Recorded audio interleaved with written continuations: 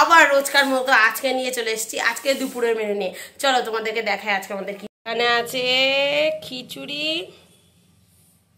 এটা হচ্ছে মুসুরির ডালের খিচুড়ি, আর এখানে আছে ডিমের কারি, আর এখানে আছে পটল ভাজা গোটা গোটা করে, আর এখানে আছে মাছ কালকে ওটা ফ্রিজে রেখে দেওয়া হয়ে গেছিলো ওটাই। এই হচ্ছে আমাদের আজকে দুপুরের মেনু। আর এই যে এইটা হচ্ছে আমার খাবার।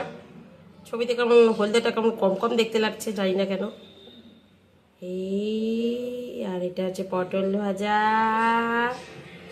এটা মাছ, আর এইটা হচ্ছে লাল লাল ডিমের কারি। এই হচ্ছে আমার প্লেট।